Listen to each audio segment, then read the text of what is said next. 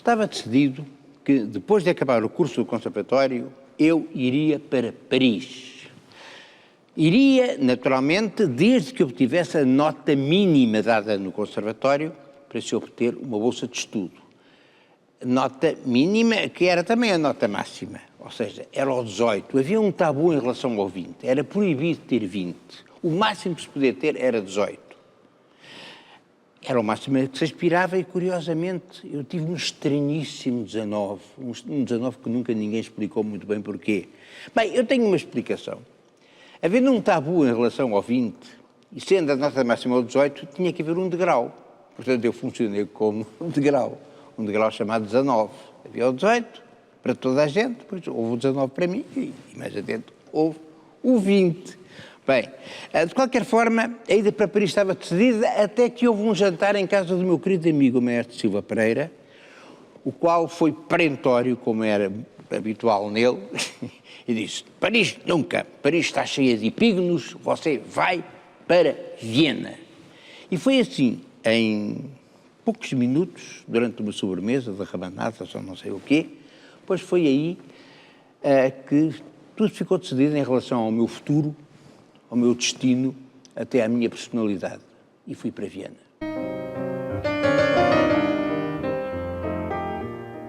Eis como o destino de uma pessoa se altera durante uma sobremesa.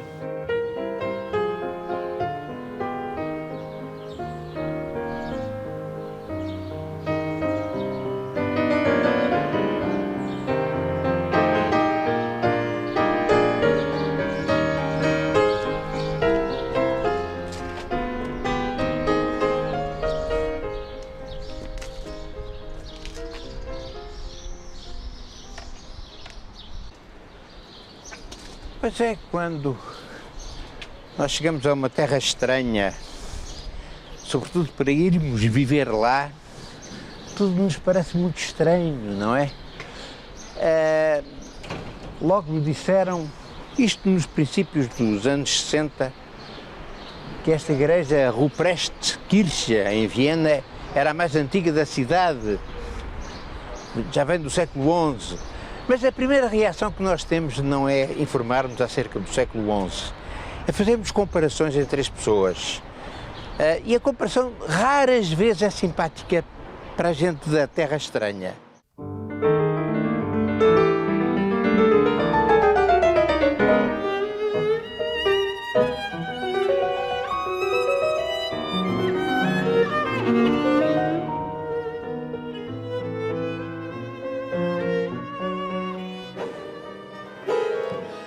Nessa altura eu estava em Lisboa a viver uma crise de certa raiva. Tinham vendido a minha casa, a casa onde eu tinha nascido, onde tinham nascido, aliás, 5 primos, que ali fomos criados todos como irmãos. A casa do Campo Grande. Casa essa que é a personagem principal, a protagonista do meu livro, ao princípio era eu, onde eu conto praticamente toda a minha vida até aos 35 anos, tendo como protagonista essa casa. Eu nunca perdoei. Devo dizer que a única coisa que eu nunca perdoei à minha família, mas não perdoei mesmo, foi o facto de terem vendido a minha velha casa do Campo Grande. E essa velha casa do Campo Grande, precisamente, foi aquela que, mais tarde, em 1975, eu pus num fado que me foi encomendado pelo Carlos do Carmo, aliás, com uma letra maravilhosa do Ari dos Santos.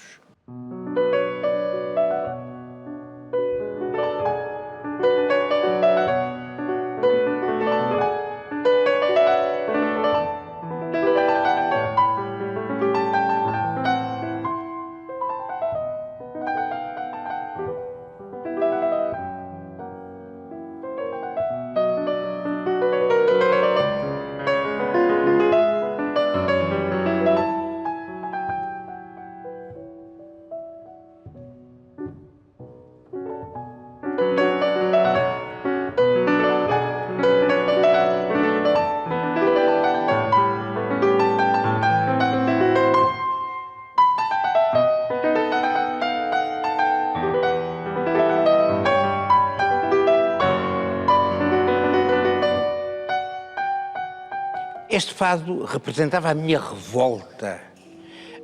E, aliás, o texto do Ari dos Santos é extremamente elucidativo. Aliás, ele conheceu muito bem também a minha velha casa do Campo Grande. A minha revolta por me terem roubado a minha casa, por terem vendido a minha casa, por terem vendido a mim mesmo. Lisboa, a partir desse momento, entrei, de facto, em crise de hostilidade. Eu queria me ir embora. Tanto fazia. Podia ser para Paris, para Barcelona, para o Polo Norte, para qualquer lado. Eu queria me ir embora, porque, efetivamente, me tinha sido retirado algo de fundamental na minha própria personalidade. Tinham roubado a minha casa. E volto à velha casa, porque a esperança resiste a tudo quanto arrasa. Um homem que for triste, Lisboa não se cala, e quando fala a minha chama. Para mim, de antes, este corredor era 1 quilómetro, quando eu tinha assim 5, 6 anos, andava aqui num carro, aqueles pedais e tal. E este corredor lembra-me muito a própria vida. Eu idealizei muito da minha vida futura, naturalmente falhando em muitos planos, acertando em alguns também, ao longo deste corredor. Não sei se sabes que aqui havia fantasmas no sótão. E a gente, bem, não sei, a gente ouvia, faziam assim. Amor sentido, mas jamais cansado, amor vivido, meu amor. É uma música de raiva, é uma música de revolta. Bem, é evidente que na maravilhosa interpretação do Carlos do Carmo, aí também se sente a revolta e a raiva, sim senhor. Mas quando eu a toco sozinho, sem voz, em piano, essa raiva ainda está mais patente, acho eu.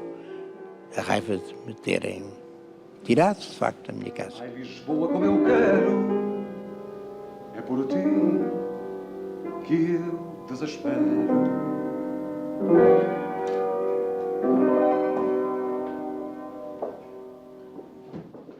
Portanto, não me custou, de facto, ir para Viena, sendo certo que a cidade me recebeu com alguma frieza. Mas não me desagradou essa frieza. Não me desagradou confrontar-me com uma cidade nobre, austera, que olhou para mim e, de certo modo, disse: vamos a ver o que é que este gajo vem cá fazer, do que é que ele é capaz.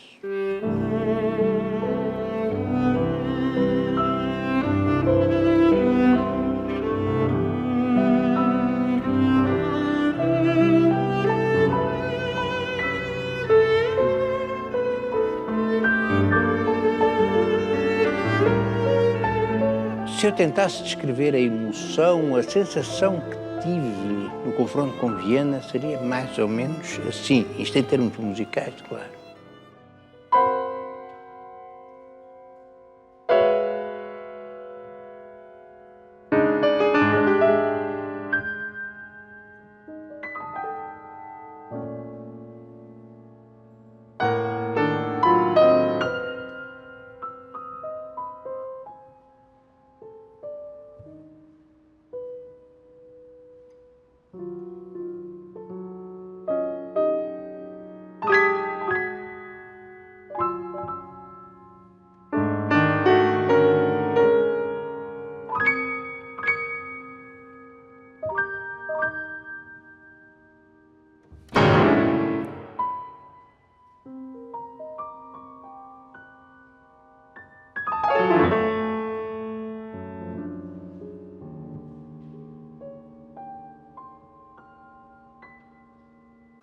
Eu percebi logo que Viena tinha, de facto, muito que ver com o Strauss, mas era um Danúbio azul um pouco diferente do tradicional, era mais...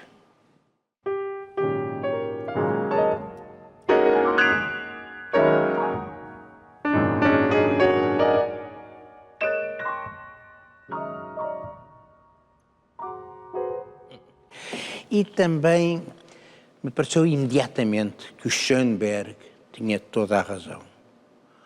O Schoenberg e o Freud. todas aquelas figuras que são representativas e simbólicas daquela cidade.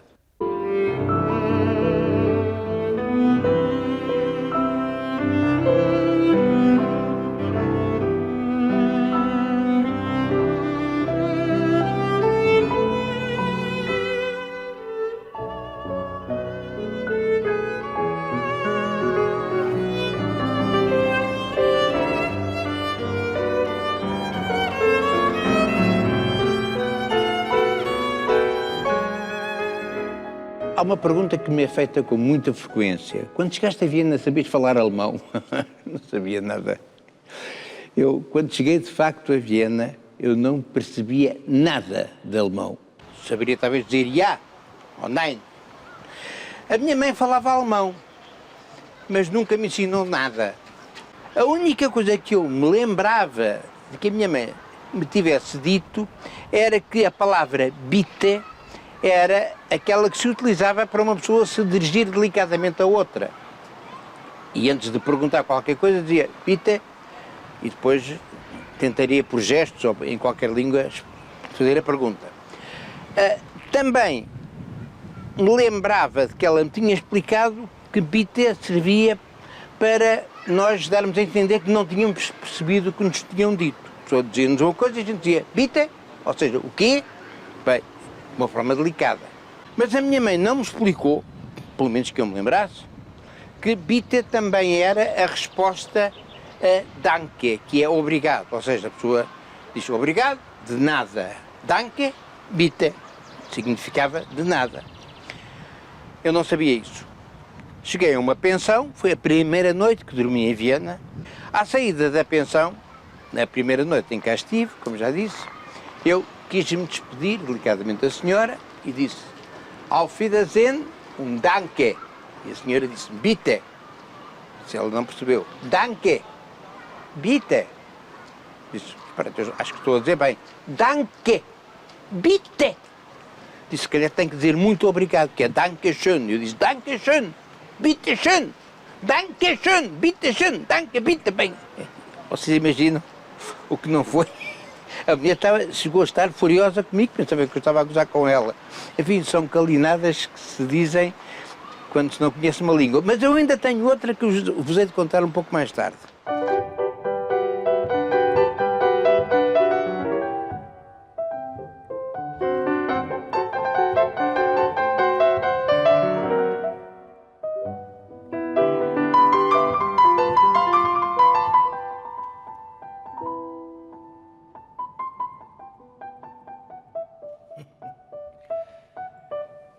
Valsa vienense, valsa francesa, porque nessa altura ainda se falava muito francês em Viena.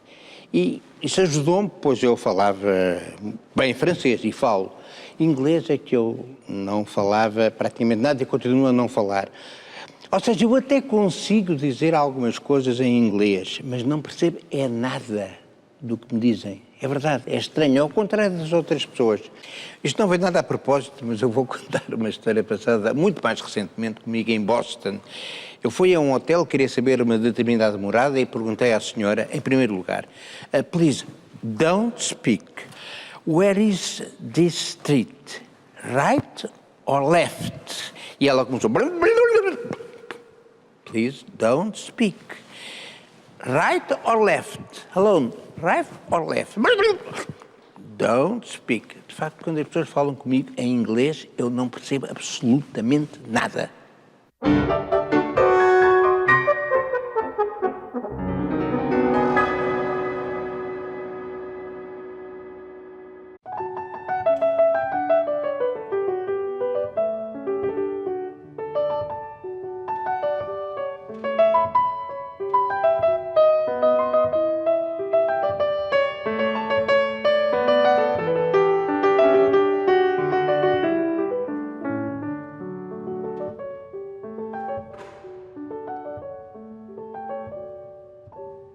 É claro que isto não é Haydn.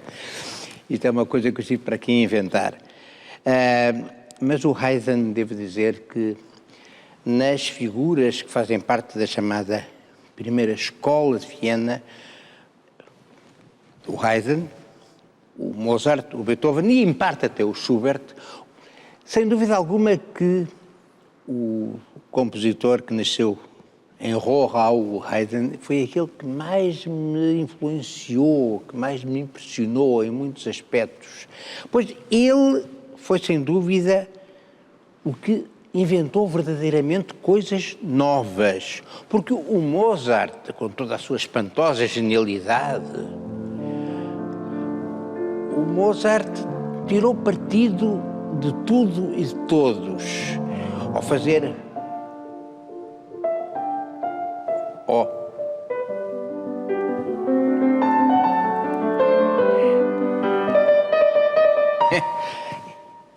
Ele copiou tudo e todos.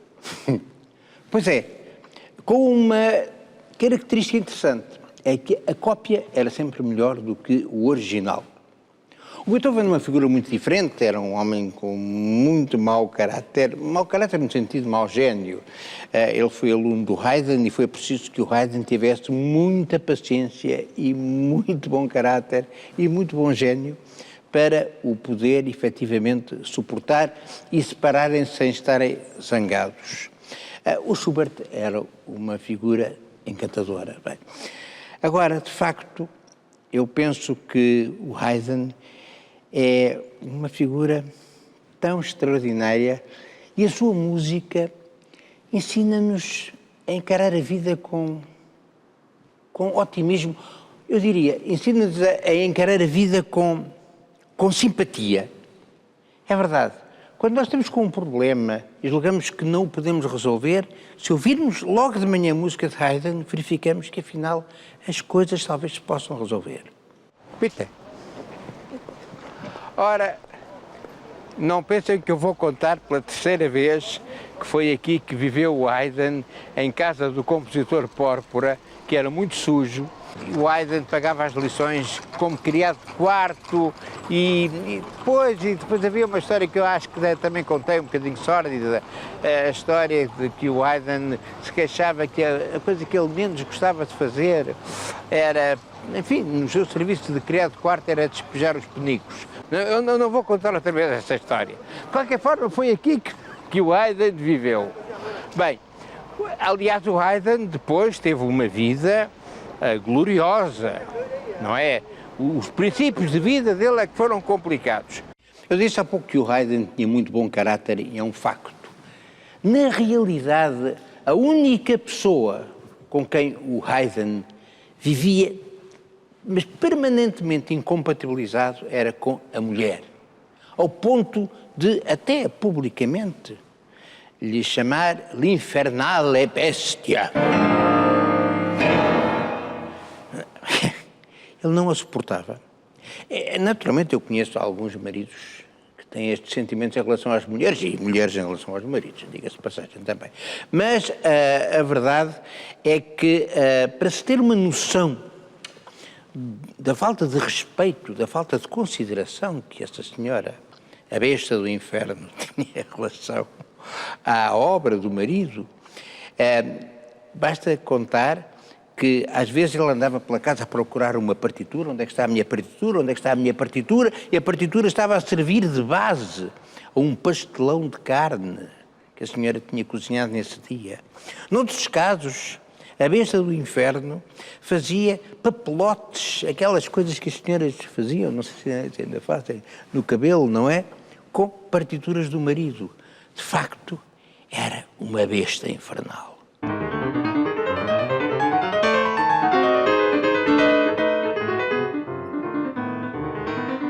O meu amigo Júlio Pomar e eu fomos confrontados com uma proposta que nos deixou assim um bocadinho baralhados e consistia no seguinte: os traços do pintor, naturalmente também improvisados no momento, deveriam ter uma correspondência na música que eu iria fazendo ao piano. Bem, isto não era assim muito simples, mas obedientemente nós tentámos fazê-lo.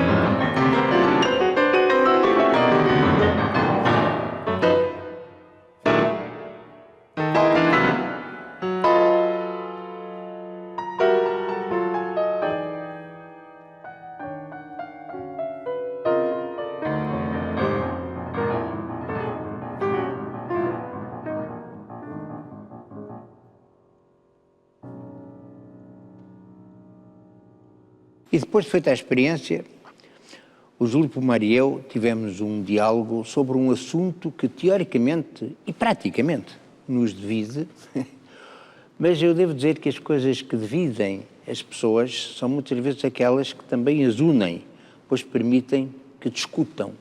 E discutir é dialogar, e dialogar é uma forma de convivência extremamente saudável. Quem começa és tu, Júlio. Eu? Sim. Sou mais velho. Não, não é por isso. Há tempos eu li no jornal que previa a entrada da tauromaquia no Ministério da Cultura. E isto porque a dita tauromaquia era suposta ser uma arte. E depois disseram que tu eras um adversário ferrenho das corridas. Olha, eu vou dizer, a tourada é um ritual. E é um ritual de morte. Fundamentalmente, de morte. De morte. É verdade que eu não sou seduzido pelo ritual de morte, sou seduzido por todos os rituais de vida. Não é? A tourada é um ritual de morte que tem o seu clímax na morte do touro. Aliás, é na realidade o verdadeiro momento em que o toureiro corre mesmo perigo, que é o momento da morte. Na morte, ninguém sabe qual é a reação de qualquer ser vivo. Enquanto que o toureiro pode ter programado, estás a perceber, toda a sua, vamos chamar-lhe arte, sim senhor, porque não? Tem tudo programado, sabe perfeitamente que pode fazer isso, pode fazer aquilo, se fizer a geneira, claro, apanhou uma coordenada, mas isso qualquer um que faça uma geneira, exceto os políticos, esses podem fazer à vontade, e os economistas também podem fazer à vontade, mas os toureiros não, se fizerem, apanham uma coordenada. Mas na morte, o bicho reage de uma forma absolutamente inimaginável. É no momento de espetar a espada que o toureiro sabe que está ali a jogar a própria vida. E aí o ritual contra o qual eu sou, mas tem grandeza. Grandeza que não existe numa tourada à portuguesa, em que o objetivo de todo aquele ritual não existe. Quer dizer, o touro, quando vê um palermo a espetar-lhe mais uma farpa, deve pensar na linguagem dele. Este estupor já me espetou 6, agora está a espetar a 7ª, mas é evidente que não tem uma reação perante a morte. Com o horror que é o esfacelar um bicho vivo quando lá dentro lhe tiram as bandeirilhas. Percebes? Portanto, às escondidas. Às escondidas, isto não se vê, isso é o jogo sujo. Para já, sabes que é um combate em que há um que se treinou e outro que não. Bem, por outro lado, há o facto do touro ser um animal que efetivamente nunca lutou na vida, que é ali tratado como um nababo e de repente, ao contrário de um búfalo, por exemplo, ou até de uma gazela, não é? O touro nunca foi posto a combater com ninguém, sempre pastou tranquilamente, rodeado de vacas seguramente apetitosas para ele e portanto, bem, de repente encontra-se no meio de uma arena confrontado com alguém que o está a desafiar para uma coisa que ele não quer. Declaradamente ele não é essa a sua vontade, porque ao contrário, isso aí é a minha posição, ao contrário do que se diz, o touro não é um animal de luta, não é um animal de luta. Lembras-te do advogado do professor Silva? Que era um grande senhor. A única vez que ele convenceu um grande toureiro, que tu conheces certamente, o Luís Miguel Dominguino, a tourear um búfalo em Moçambique. A bufalada durou 5 segundos e o Luís Miguel esteve 6 meses no hospital. Porque é evidente que um búfalo não conheces. Não vai naquilo. É um animal que cada vez que vai ver tem que saber se há um leão, há um leopardo que lhe quer saltar para cima, não é? Porque o touro, efetivamente, nunca pensou que ninguém lhe quisesse fazer mal. Bem, é evidente que quem dá 80% da beleza à tourada é o touro. Sem dúvida. Bem, ele é que é a figura, não é? O toureiro Faz o jogo do touro. Sobretudo quando vem com os seus órgãos genitais muito enchumaçados e tal, achas um bocado ridículos. Da mesma forma que também me chateia na tourada, porque não posso esquecer, ele é cego, ele não vê, o touro não vê, ele tem um astigmatismo tal que não vê, eu estou aqui em frente da câmara, ele não vê, não é? Portanto, pôr-se em frente de um cego a fazer é feio. Bem, esse lado não. Agora, o espetáculo em si, se formos só pelo lado estético, bem, um belo incêndio, desculpa lá.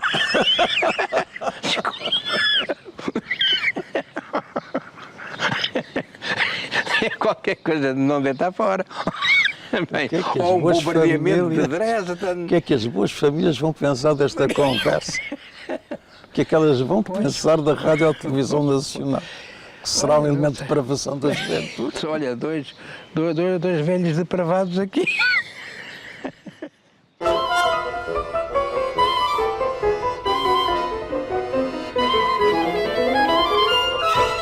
Eu devo dizer que uma das maiores alegrias da minha vida foi quando há 45 anos eu entrei pela primeira vez esta porta, sabendo que tinha alugado um quarto e uma sala aqui, em casa de uma família com um nome bastante estranho.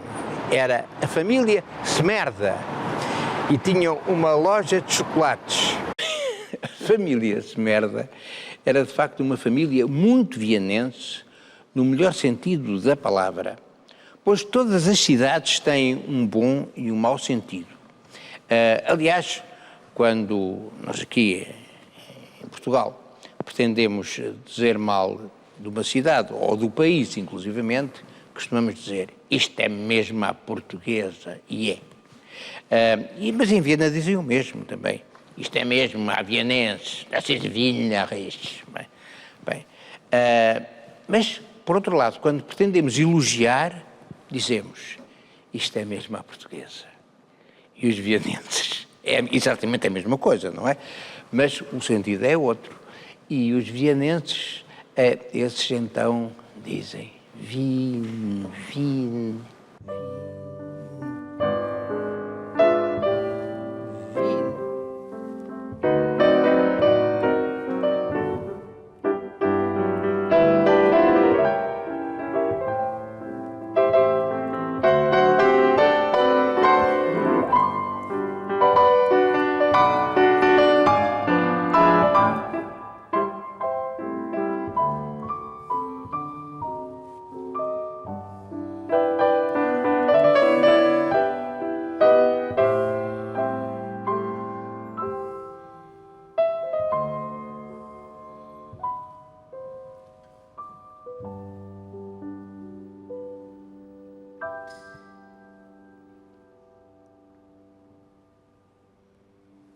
Na família Semerda havia muito deste vin. Mas também havia, nessa família, bastante de uma outra música vienense, que é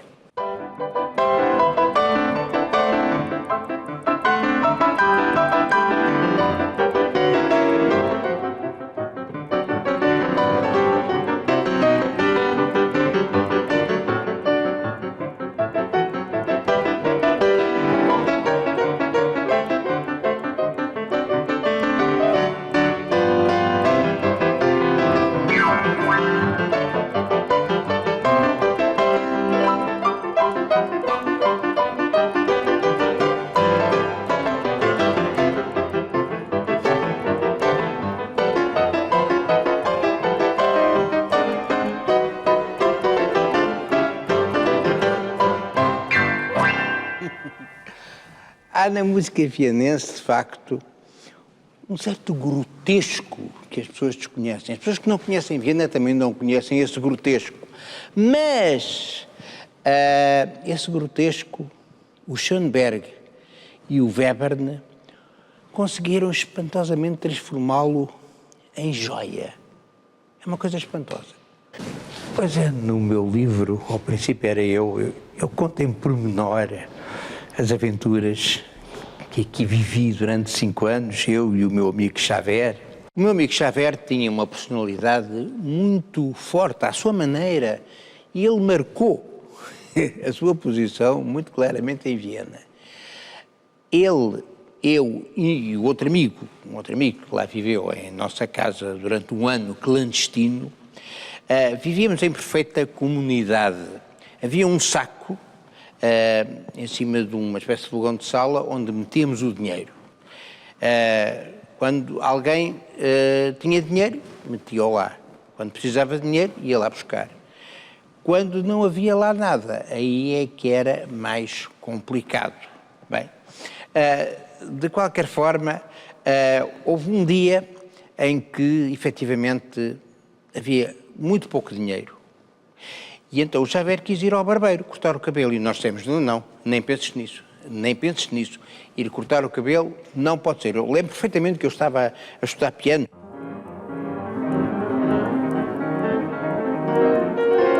E o que é que foi? Quer ir cortar o cabelo? Nem penses nisso, não vais nada de cortar o cabelo. Era o que faltava. Nós cortamos-te o cabelo. O outro amigo moscovita esteve totalmente de acordo, começámos-lhe a cortar o cabelo. Acontece que, como não éramos realmente muito bons profissionais, ele ficou com o cabelo mais crescido deste lado. Então, isso emenda-se. E ele ficou com o cabelo mais crescido deste lado, e depois era assim, acabou por optar pela única solução possível, que era rapar completamente o cabelo. Devo dizer que, nesta altura, no tempo que estamos a viver, é muito normal as pessoas andarem com o cabelo totalmente rapado, totalmente carecas, mas nesse tempo não era nada comum. Tão pouco era comum que quando o Xavier entrou na cozinha, a Madame Semerda olhou para ele e desmaiou. Eu lembro-me perfeitamente, apesar dos 45 anos que já passaram, deste elevador que eu não utilizava. Sabem porquê? Porque custava um Michelin. Quem quisesse descer tinha que pagar. Pois considerava-se que para descer todos os santos ajudam e, portanto, nesse caso o elevador era um artigo de luxo. Eu era estudante e, portanto, subia e descia a pé, que era mais barato. Mas hoje, apesar de tudo, apesar da crise, acho que vou pagar o elevador.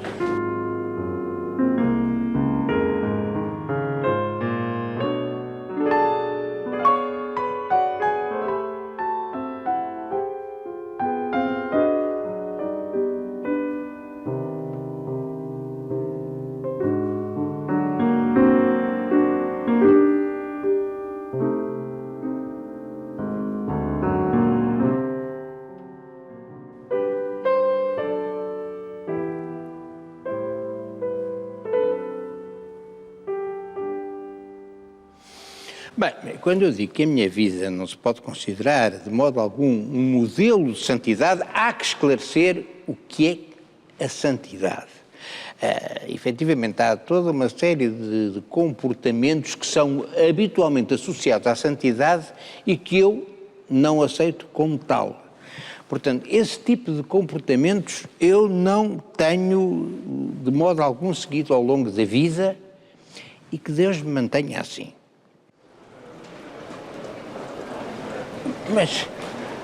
Mas isto é uma vergonha, sinceramente. Eu acho que é necessário manter a moral e os bons costumes, mas também é necessário manter alguns maus costumes. E havia uma instituição em Viena, era uma instituição, era um cabarete de striptease que havia aqui, era o Casanova. E agora, quando eu queria mostrar o Casanova, de repente está transformado num café mocador ou o que é. Sinceramente, isto entristece-me. Mas que vergonha é esta? Mas já não há moral. Então acaba-se com um cabarete de striptease que tinha 50 anos. Ainda que as stripteaseiras fossem mais novas, como é evidente. Bem, ora, A minha indignação é tal que isto vai permitir-me até contar aqui uma história que eu não deveria contar. Eu por acaso, eu sei que não deveria contar, mas vou contar. Eu estava aqui em Viena, estava um amigo meu e decidimos convidar uma senhora que trabalhava na embaixada, muito minha amiga, uma senhora muito minha amiga e bastante mais velha que nós, uma senhora já, enfim, avançada de certo modo nos anos e muitíssimo na dignidade, e convidámos-la para jantar. Convidámos-la para jantar e aconteceu o quê? Que, não sei porquê, eu e o meu amigo bebemos demasiado. Bebemos demasiado, que é uma coisa que é rara acontecer, mas bebemos demasiado, ficamos assim um bocadinho zonzos, de tal forma que, ao chegarmos aqui, em vez de entrarmos num café, enganámos-nos e entramos no cabaré de striptease, do chamado Casa Nova. Quando demos por nós lá dentro, a senhora diz: "Oh, vocês já sabem onde estão, isto é um cabaré de striptease." Eu disse: também fica bem, vamos lá, vamos ver, se nunca viu, entre connosco." Bem, entramos e começaram os números habituais. A senhora, ao princípio, estava um bocadinho indignada, não é? Mas depois lá se foi habituando, até que a certa altura apareceu um cavalheiro também que se ia despir. Um cavalheiro africano que ia fazer o seu número. Nós temos: muito bem, a Dona Maria tem o direito de assistir também tem o direito de ver. Bem, o homem despiu-se, mas quando chegou ao momento fundamental, ficou com uma tangazita, com uma coisa. E então esse meu amigo desatou aos gritos em português aqui dentro do Casa Nova: "A Dona Maria tem direito a ver as coisas daquele senhor. Ela pagou o bilhete, está aqui o bilhete, ela tem direito a assistir." Bem, era tudo assim, olhar para nós, a senhora enfiava-se pela cadeira abaixo, não é? Mas, e sobretudo o outro, coitado no palco, não percebia nada o que estava ali a gritar. Mas enfim, foi uma escandaleira. E, enfim, isto é para dizer que a minha vida não é um padrão de santidade.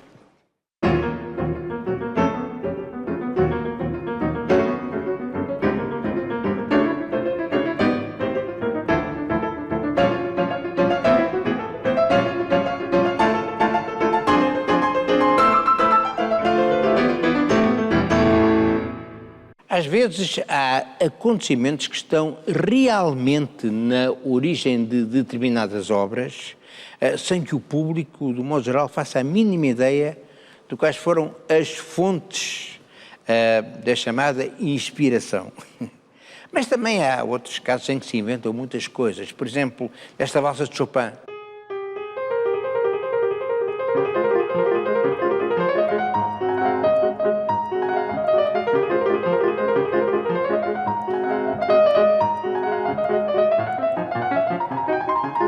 Bem, já não lembro como é. Bem, de qualquer forma, houve quem inventasse ou admitisse que o Chopin se tinha inspirado num cão a correr à volta do rabo, que não seria absurdo.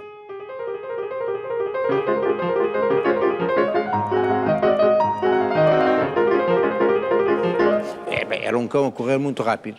Mas para mim, vir para Viena foi muito importante em termos musicais, mas eu devo dizer imediatamente que eu não sou nada uma daquelas pessoas que se inspira com a natureza, ou com as árvores, ou com as folhas, ou com as florestas e as ondas do mar. Claro que as ideias vêm, convém que venham, mas não são ditadas por esse tipo de inspirações. Ou melhor, se houvesse inspiração, seria muito mais urbana.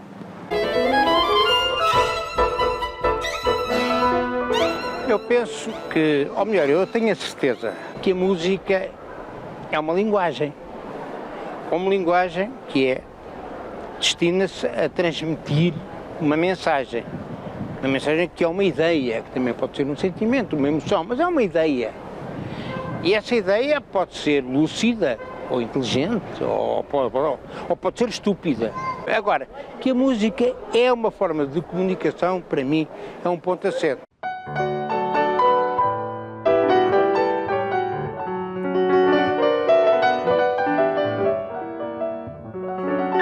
Bem, quando eu escrevi a minha peça para piano e orquestra, Pornofonia, aí é verdade que eu me inspirei mesmo em conceitos pornofónicos. O que é um conceito pornofónico, neste caso? Eu referia-me a situações, neste caso musicais, em que no meio de uma turbulência, no meio de um turbilhão de dissonâncias, irrompiam subitamente melodias completamente desbragadas de romantismo. Portanto, nós teríamos...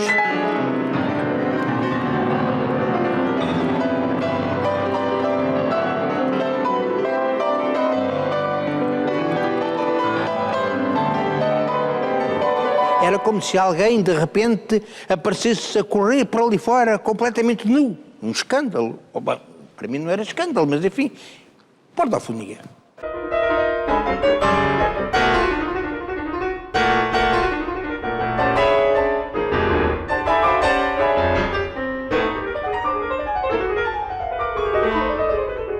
Existe igualmente nessa peça um certo conceito pornofónico quando aparece uma tuba, que é um instrumento enorme e que faz assim.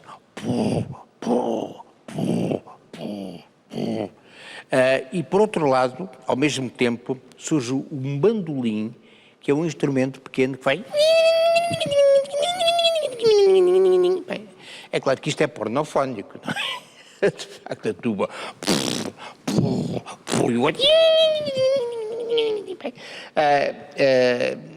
Isto no piano é difícil dar, porque o piano é um instrumento que só sabe tocar piano. Portanto, seria...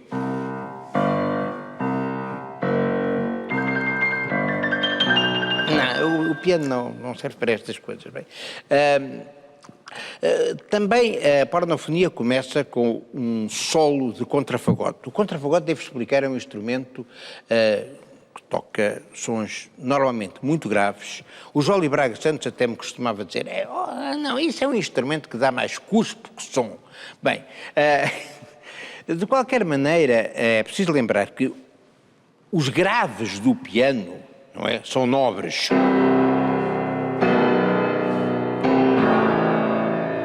Os do contrafagote não são.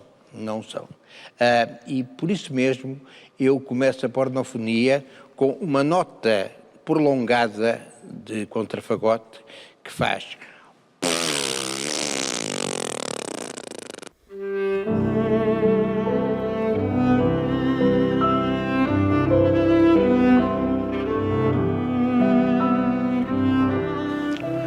Quanto ao livro, ao Coca-Cola Killer, eu acho que foi um livro indispensável para mim escrever. Eu tinha que exprimir a minha agressividade relativamente a pessoas muito feias que existem. Pessoas muito feias que nem sequer pode dizer que sejam maus, são profundamente medíocres. Eu senti a necessidade absoluta, eu tenho que descrever num livro esta gente. E a melhor forma de o fazer foi meter-me na pele do imbecil. Eu vou ler apenas aqui os 2 primeiros parágrafos. Ainda que este livro não deva ser, de modo algum, uma daquelas autobiografias grotescas em que o autor relata toda a sua história desde a idade das fraldas, não posso deixar de citar a data triste da minha infância, em que, motivado pela circunstância do meu avô dormir de braços abertos, pretendi crucificá-lo no colchão, chegando a cravar-lhe uma cavilha na mão esquerda. Ao contrário do que se propalou pelas vias da coscovilhice da vizinhança, a gangrena que o vitimou não derivou do ferro ferrugento da cavilha, mas de um panariço anterior ao atentado, o que não impediu que tanta ação concreta como a calúnia me marcasse para o resto da vida, com a memória escaldante de uma tragédia. Ele manifesta-se aqui contra as pessoas que o criticaram por ter pretendido crucificar o avô e por ter crucificado o avô. Mas ele reclama que o avô não morreu da gangrena. Ou melhor, que a gangrena não foi provocada pela cavilha que ele lhe espetou na mão. Portanto, eles conseguem imediatamente fazer um desvio e de repente já estão a discutir uma coisa completamente diferente, fazendo com que as pessoas e a sociedade esqueçam efetivamente aquilo que eles fizeram e aquilo que eles são e aquilo que eles representam. A capacidade dos medíocres, precisamente, é mudar a direção das discussões até que todos nós acabamos por estar a discutir uma coisa que nada tem que ver com aquilo que de facto interessa.